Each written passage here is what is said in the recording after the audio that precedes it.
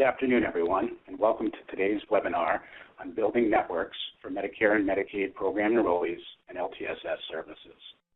My name is Justin Politi, and I, along with my colleague Nancy Fisher, will be leading you through today's webinar. Just a housekeeping item before we start. Just a reminder to submit any questions you have through the system, and we'll do our best to answer them as time permits following the presentation, or we'll follow up with you directly to discuss. As I mentioned, my name is Justin Politi, and I'm an executive consultant with Glenridge Healthcare Solutions. A little bit about my background.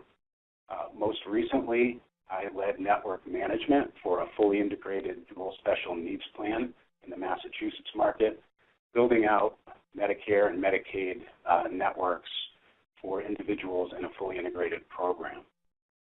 Prior to that, my time has also been spent in network strategy roles for Medicare Advantage programs, as well as leading network expansion initiatives during Massachusetts healthcare reform for a Medicaid MCO. I'm pleased that you all are joining us today. I'm going to turn it over to my colleague, Nancy Fisher, to introduce herself. Good afternoon, everybody. This is Nancy Fisher. I've been with Glenridge Healthcare Consultants for the last 10 years and really focused mainly in the area of government programs. Prior to that, I've had several decades of experience both on the provider and health plan side, and again, focusing a lot on the Medicare and Medicaid population. Most recently, I would say we have, as a company, been very involved in the dual eligible demonstration projects and working with several large health plans on network development for LTSS. And as we have worked with those companies and worked with our clients on that, we have built, I think, a very good knowledge base that we wanted to take some time to share with you today in terms of how you look at those networks, and whether you're a health plan or whether you are another type of organization, an ACO, or even another company that's working with the health plans to build those networks. I think there is a lot here that we've got to discuss. So without further ado, let's look at our agenda. We're going to be specifically breaking this down into some general information about who we're talking about when we talk about these Medicare, Medicaid eligibles. And we're also then going to start talking about what the specific network considerations need to be for those what we consider vulnerable populations or at-risk populations. And then lastly, we'll spend a little time on network strategies to increase member satisfaction and loyalty. So let's get started, and we'll start out again with building these networks. As many of you know, and I suspect that many of you have been involved, especially these last few years as the health reform has come through, focused on these vulnerable and at-risk populations, you can't really split out these two very critical parts of what's affecting people as they join these health plans. So we're looking at people in these vulnerable populations who are both socially disadvantaged and clinically disadvantaged, and they interlock with one another. So as I said, there's not really a way for you to separate those two. So let's talk first about socially disadvantaged folks. So these are some characteristics that you would expect to see with people who are in a position where their environment is affecting their health.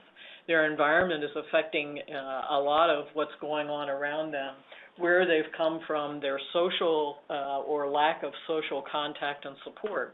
And those things are, again, very intertwined with their physical health and are things that may need to be addressed even before you start to look at what is affecting them clinically and what their chronic conditions might be. So let's talk a little bit then about the clinically disadvantaged. I think this is the area that probably most folks within the health plans that are focused on these populations, these are the things that make sense to them. They're looking for ways to stratify risk with people who have complex chronic illnesses, multiple chronic conditions.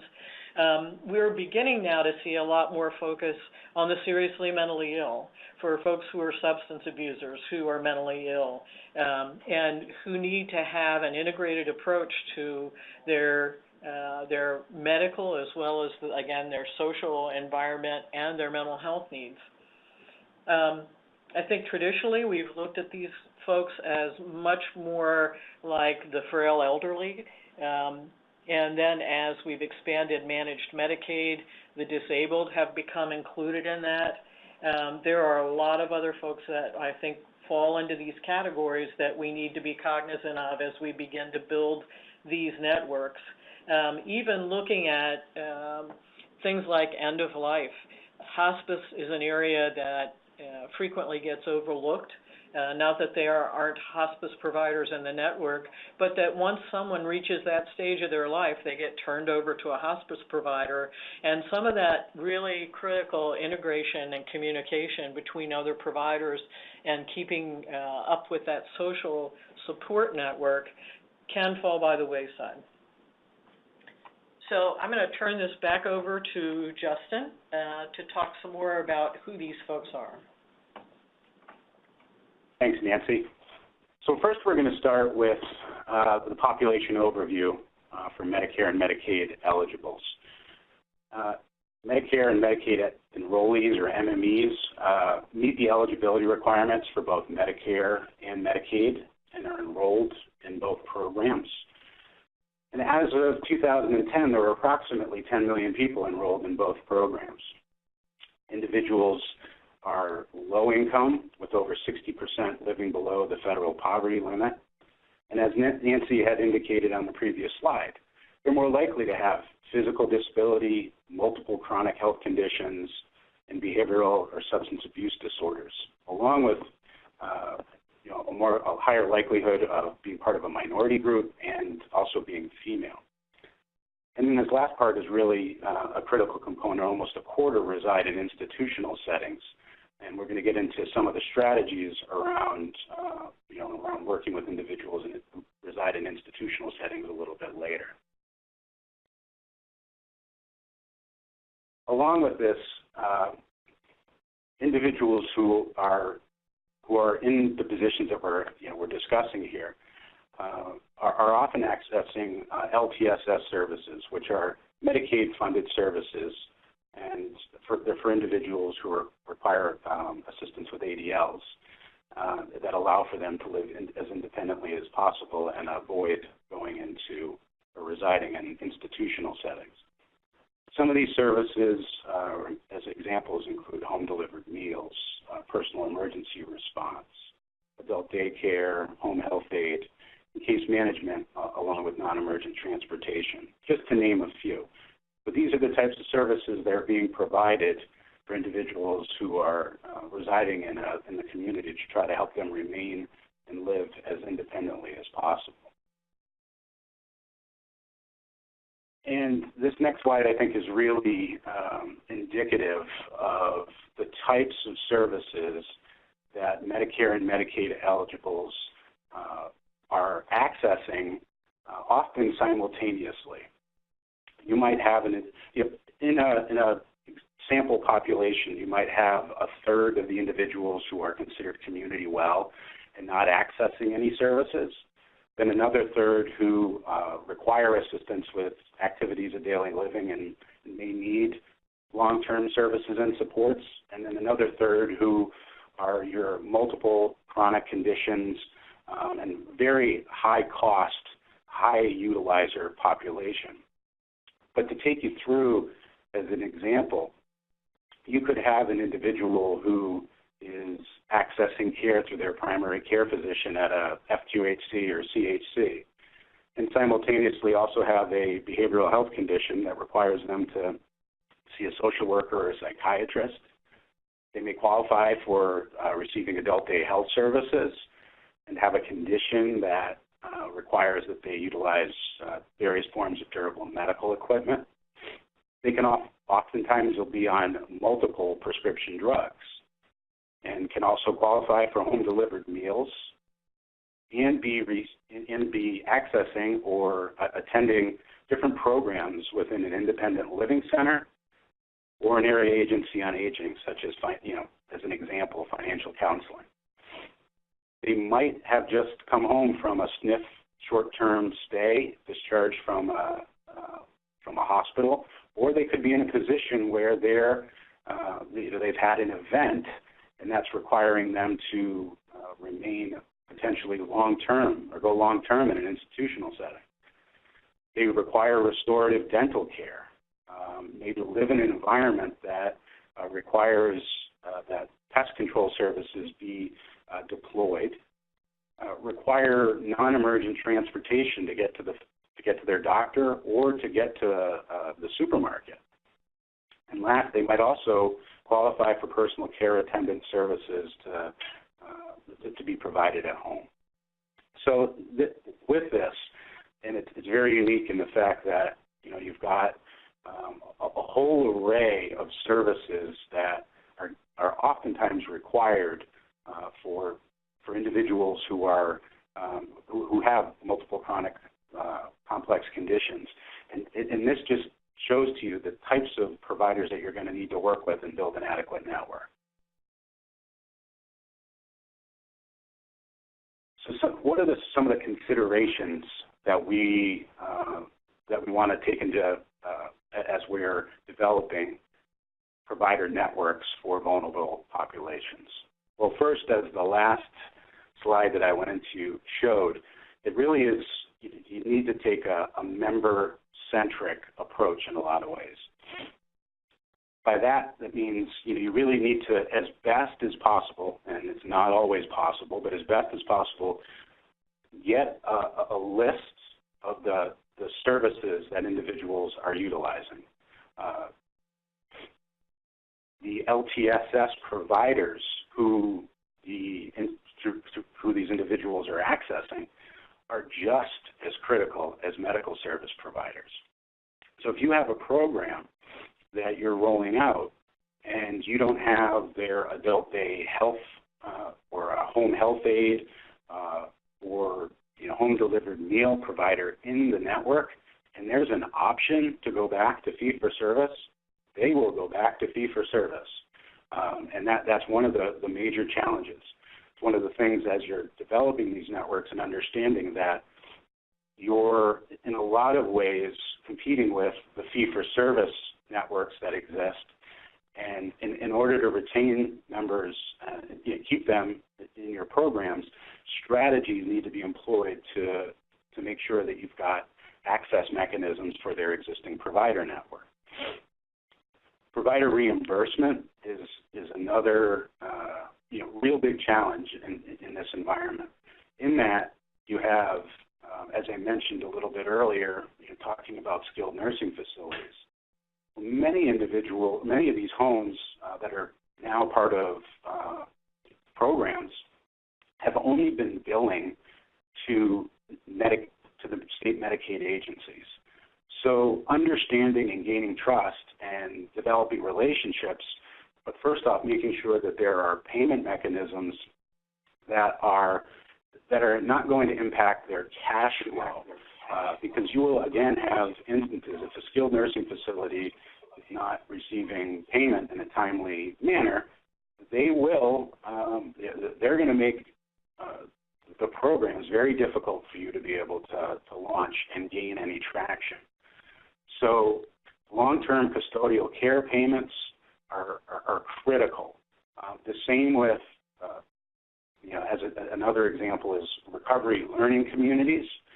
Some states have fee-for-service mechanisms for these types of providers in the behavioral health side to be able to bill, but many do not. So you could be finding yourself in a situation where not only are you having to develop new payment mechanisms and educate, but basically take programs from scratch where there currently isn't any fee-for-service billing that exists because services have been paid through grant funding. Network provider relationships are critical, so developing ongoing close relationships with your FQHCs, your CHCs, just as examples. Ongoing provider education, which is that there cannot be enough of this. And unfortunately, we're all pressed with time, but this is where I think a lot of effort needs to continue, and it's a marathon in continuing to provide ongoing provider education about program requirements. One other area, just as an example, narrow network strategies, which tend to be a focus in the industry, certainly in other segments, are really, really challenged here. Now, this doesn't mean go ahead and contract with every single provider that you're presented with, but you need to really understand, given what we've gone over before here, is that with a member-centric approach, you really need to be concerned with their entire ecosystem of providers that they're accessing.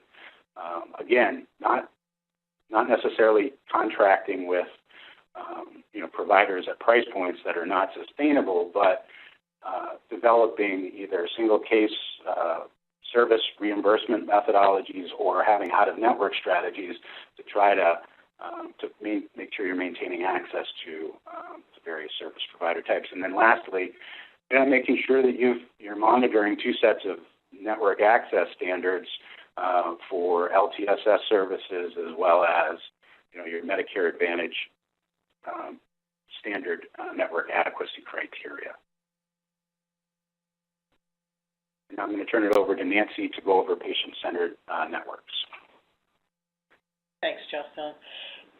So I think, as Justin has said, it's very critical with these populations that you look at everything from a patient-centered or a member-centered approach, so that the people that you're bringing in as members or as patients that you're taking care of have what they need. So we've found in our experience there are really four key concepts to develop this type of a network. And the first, we're going to spend some time getting into the details on these, but the first one, in knowing your population and the services that are covered, this varies from state to state in terms of the requirement for the services that are going to be covered. But really understanding first who your population is. So looking at, from a cultural, geographic perspective, from an environmental and social perspective, an ethnic perspective, it's important that you understand who your population is and how you're going to match up those services to them.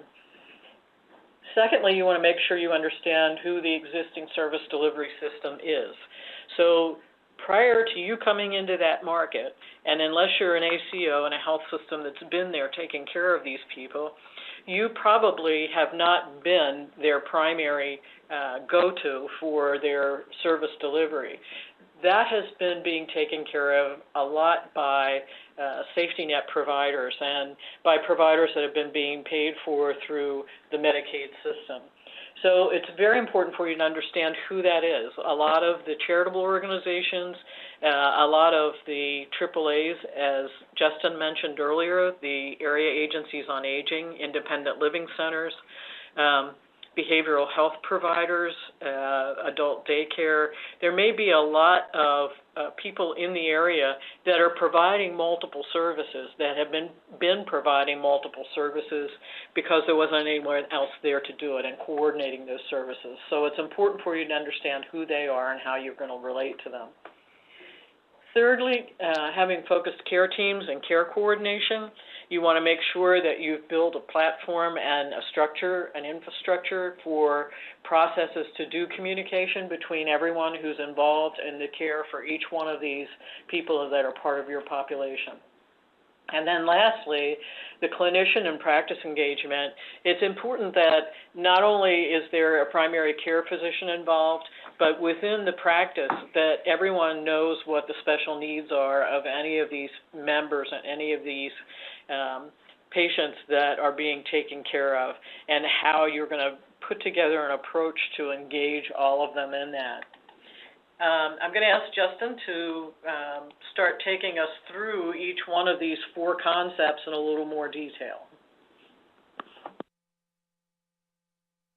Sure. So, as Nancy mentioned, it's key to understand in detail your population, what's going on within the demographics, within the geography that you're servicing, and making sure you have a thorough understanding too of the service offerings that are required under the contract, because those are whatever contract that you're moving forward with.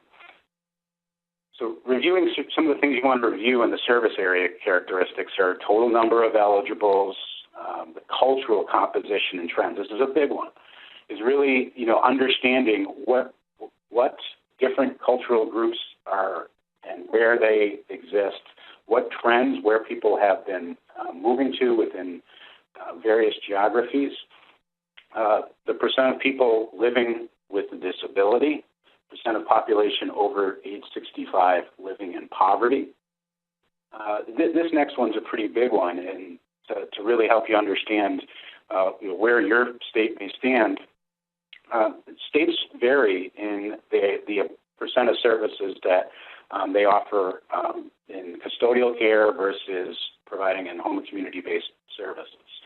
It's really understanding if you're going into a state that has a high percentage of individuals who are, or high percentage of volume of spend that is being reimbursed to custodial providers, skilled nursing facilities, and far lower ratio for home and community-based services, that if you're going to begin to expand and offer services within the community, you might need to do not only work with the existing network that you have there right now, but there might need to be a capacity build out in order to service. If the state's vision is to try to begin to, again, provide a higher volume of services and shift those percentages from the nursing facilities to the community.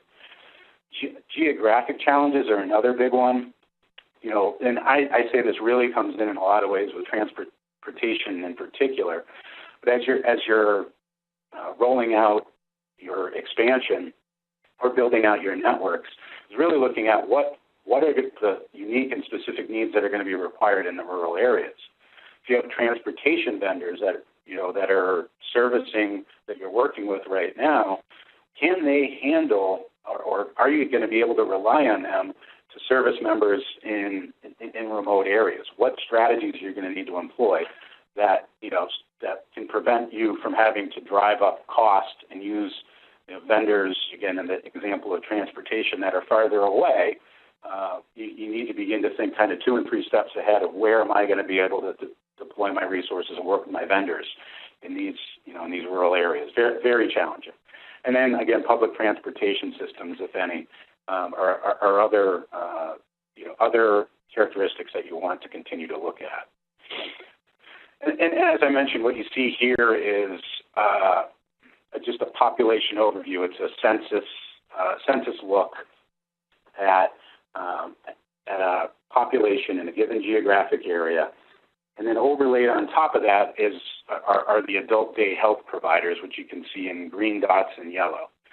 And what this is really telling us is, or we're trying to look at, is do I have the right adult day health providers available even in the fee-for-service space to accommodate the demographics that exist? So, and also, are there opportunities that I might be able to leverage based on my population demographics, that I could begin to expand service offerings that are more culturally competent? So this is just one mechanism that we use to go in and try to look at different geographic makeup to make sure you're offering a culturally competent network.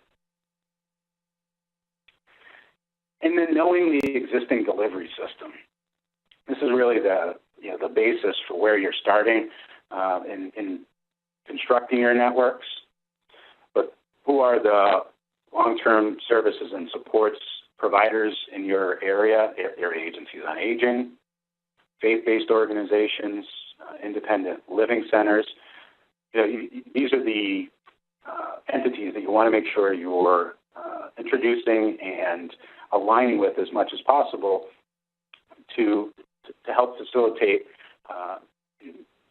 member experience as you're rolling these programs out. Mental health, community mental health agencies, I mentioned a little bit earlier, recovery learning communities are key. Dental services is a very big one.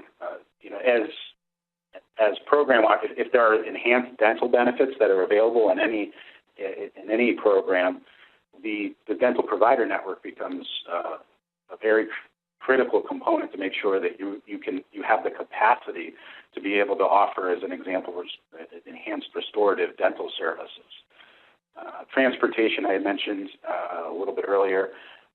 Pharmacy, another one that I think we see more and more national pharmacy approaches from various health plans, and there's also opportunity with local community pharmacies to not only assist with working with your known members, but potentially to help with accessing and help locating individuals who may be assigned to your programs that you're unable to reach. And then medical services. I had mentioned federally qualified health centers as their rural health clinics, hospitals, primary care services, all your medical service provider types, making sure that you're developing relationships within each of these provider types to enhance your ability to succeed in program offering. And now I'm going to turn it over to Nancy to go over member care team focus. So you spent a lot of work on and a lot of discussion about the patient-centered medical home over the last 10 years probably. And it's expanding, as all of you are aware in the industry, and it's expanding out to what we would now call the patient-centered medical neighborhood. But when you look at that and when you look at what's important in supporting each one of these members, each one of these patients, it's going to be important for you to utilize in-home and telephonic care managers and to really be able to offer your services and stratify those by the complexity of the member's conditions, and then be able to integrate that into this whole program. So whether it's the patient-centered medical home or whoever it is, it's important that that whole care team be aware and that the information that's coming back to them is coming back to everybody. The role of the nurse case manager or care manager can't be overemphasized, I don't think. One of the opportunities, I think, for the health plans is really to provide payment for those nurse case managers if they're already in existence. For instance, if there are community mental health workers or folks that have been fulfilling this kind of a care coordination role within the community-based organizations, to fund the expense of those.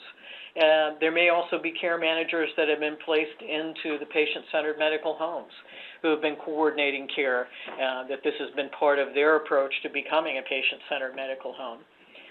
You may also have case managers or care managers that would be newly acquired or newly hired by the health plan and put into a position where they're going to facilitate the coordination of the care between all the members of the care team.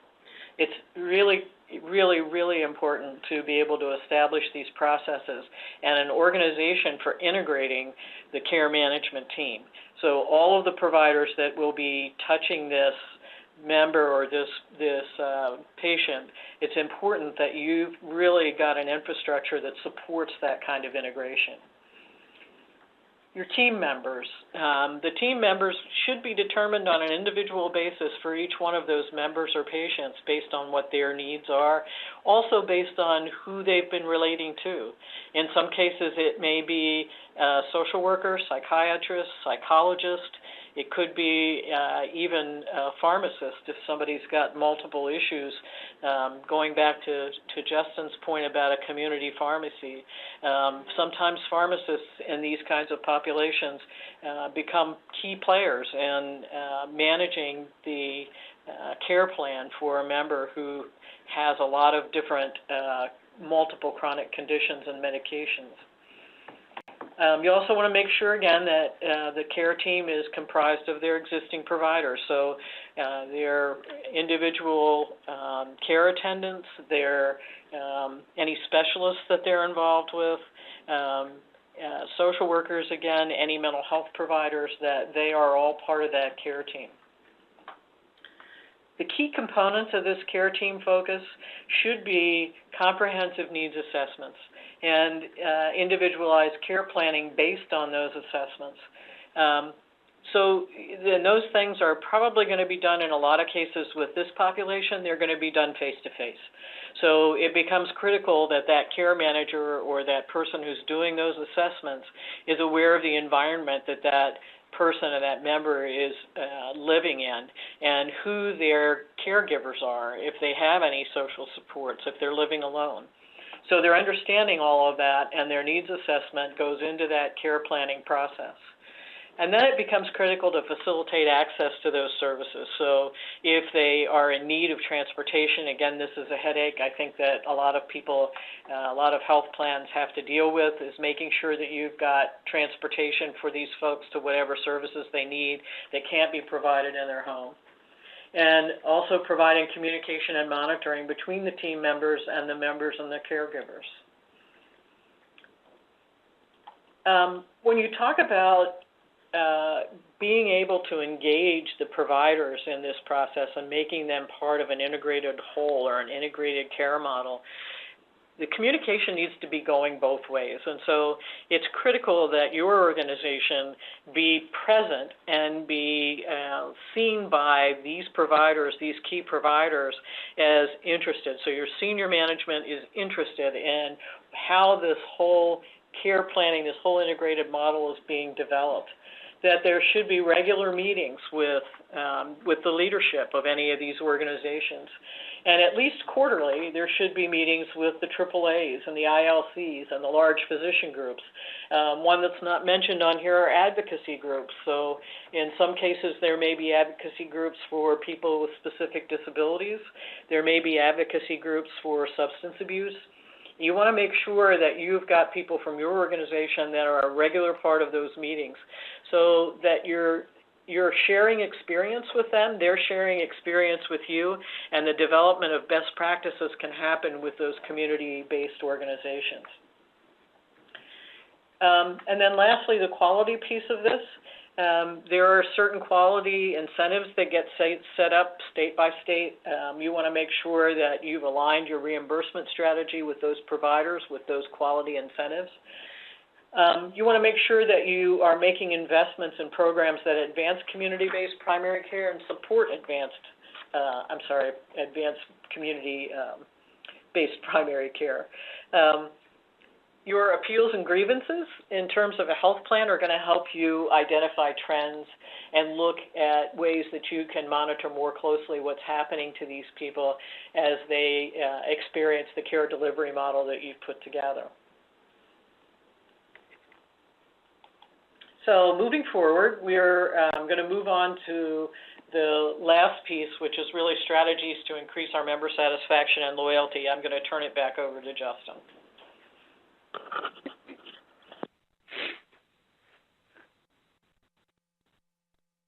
So in the next piece, we're going to go over some different types of strategies that might be able to increase member satisfaction and loyalty. And really asking the question, how do you go about building loyalty, member loyalty, through your provider network? I think first and foremost, the key to that is what Nancy had alluded to just a couple of slides ago. The collaboration with community providers are absolutely critical. So where are you working with, and in these meetings that you're having, determining areas that you might be able to work together? Are there program offerings that community partners are offering that you may be able to help leverage and work within your program? Are there initiatives that they're working with locally, nationally, that you might want to tie into that can also, by the way, help manage medical expense for you? PCP relationships are critical, they're key, but another area of focus, again, in thinking through on loyalty through your network, is on the value-added service providers. So I had mentioned a little bit earlier on just dental network as an example. If you're offering enhanced dental benefits, in your program, and you may be able to differentiate yourself through the dental network that you're delivering versus your competitors. Demographic information, trends of the population. You really want to take a look at diving in and seeing, are there various service offerings, LTSS service offerings or medical service offerings, where you might be able to provide a leg up or develop something that doesn't exist today and to service an unmet need in the population. Trend is to go national, as I mentioned, on pharmacy and DME, but look local to differentiate. I mean, if everybody's got national networks for pharmacy services, one of those areas that both Nancy and I have discussed is opportunities that exist with these local pharmacies who really understand and up until now have been, for a number of these members, a primary point of contact. Not just looking at it from a unit cost standpoint, which is critical, but where might there be added services when you're working with added benefits, and when working with various provider types that you may be able to leverage. Understanding what's important for each provider group is critical. What is important to a community health center is different than a durable medical equipment provider or a dental provider, or a skilled nursing facility. And one of the key areas that, going back to this, to the issue that I had mentioned around custodial care and the challenges that really are a result of some of the programs that are out there, is working with skilled nursing facilities on their custodial reimbursement mechanisms may be an opportunity or an area you can help differentiate yourself. Again, reimbursement challenges abound throughout the program, but cash flow is really critical to these facilities. And developing programs that can help assist in those areas to kind of get you over the hump could help to build you loyalty when you're looking to expand and add in other areas. And then developing and maintaining key stakeholder relationships. Again, critical are the ambassadors within the communities who various, depending upon what population you're looking at, may be key and critical to you gaining access and traction within various populations. And then lastly is the internal approach and making sure any initiative that's being rolled out has a thorough backing, so to speak, from each business segment. Just making sure that you're aligned as you're moving forward across your functional areas internally. If you're going to have a strategy to expand in a particular area, that you've got the clinical infrastructure to maintain it, but that there's also the opportunity, assessing that the opportunity is valid and exists, so everybody's aligned and moving forward. And then some key questions to ask yourself as you're building or enhancing your networks. What provider relationships will help differentiate you from your competitors? So who is it that you work with? What is it that's most important to them? And how do you help deliver that to the provider? And if a program has the same required benefit offering for all of the health plans that are participating, what provider types are going to allow for me to differentiate myself? how do you stand out? Really begin to ask yourself, where is it? What areas will I stand out in doing the demographic review and analysis versus my competitors? This is a big one. Am I adding all the providers to the network who approach me? It's one of the things that probably scare me the most as I'd have a litany of providers who are coming to approach you to join the network. Well, one of the things you want to make sure of is, do you have an adequate amount of that particular provider type as you're assessing market need and cultural need? But then also, there are things that you really need to make sure from a program integrity standpoint, more so than in any other, network experience that I've had, is making sure that the providers that you're adding are ones that are going to be good network partners, particularly in the area of the PCA program, but there are also other service types, home health aid, or just as examples, where if you aren't, or you decide to make the determination not to contract, you could find situations where members are disenrolling and providers are working with, those particular providers are working to try to get members to disenroll because of the decisions that you've made. Well, those are the types of providers you don't want in the network, because you could wind up with serious disruptive issues, but you've also got to be concerned about fraud, waste, and abuse, and making sure that you're adequately assessing the provider types that are coming in, and not just greenlighting any provider that's coming in the door. So very critical to approach, because what will happen is you will wind up getting inundated, and you do need to have mechanisms and employ discipline while you're assessing which providers to add.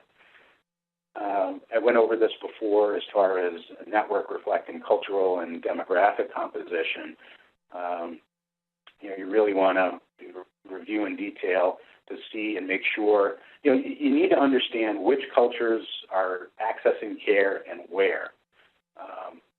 What community organizations you need to work with, certainly critical, but really understanding, what the preference is by culture and by provider type.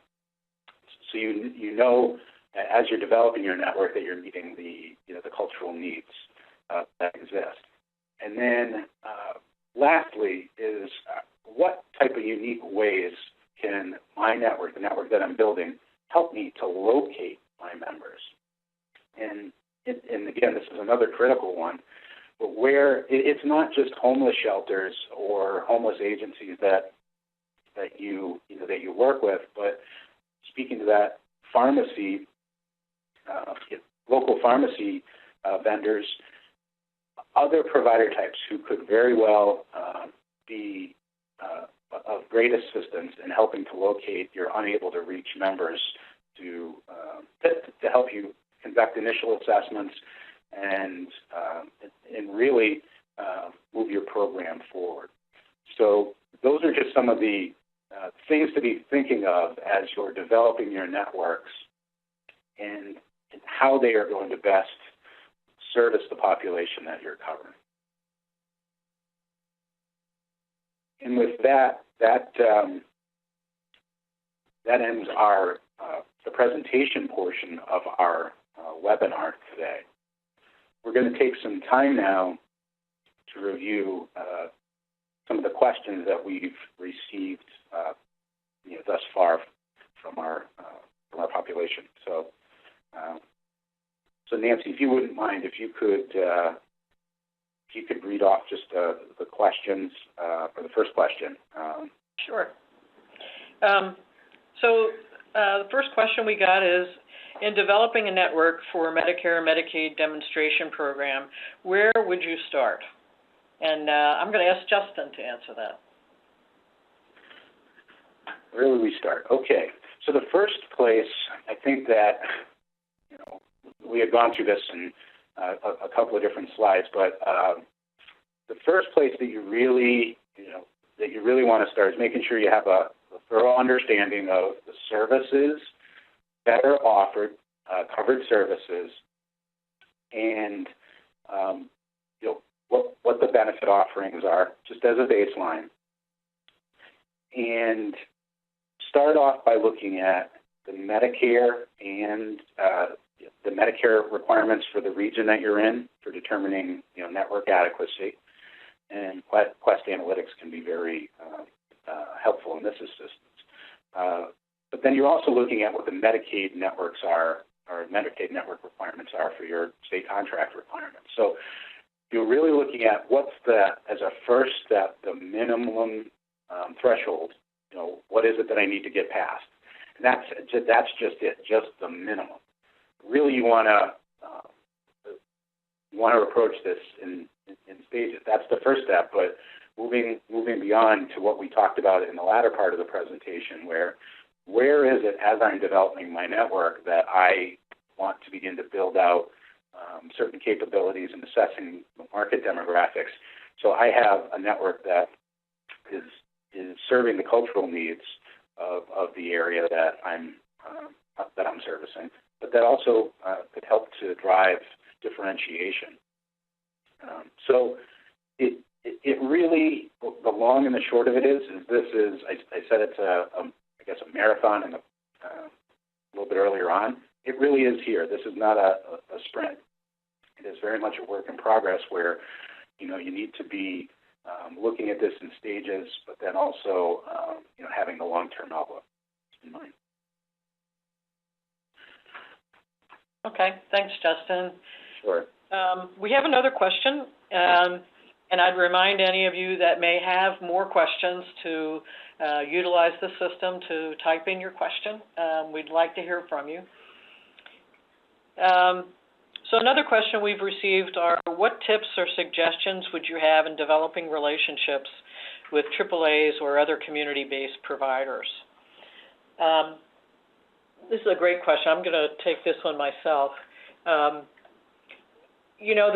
most important thing I think that I could say about this is that it's critical that you approach these community-based organizations as a partner and as part of a team. And that you go to them to let them know how valuable they are to you, and to also talk to them about what value you're bringing to their community, what value you're bringing to their population.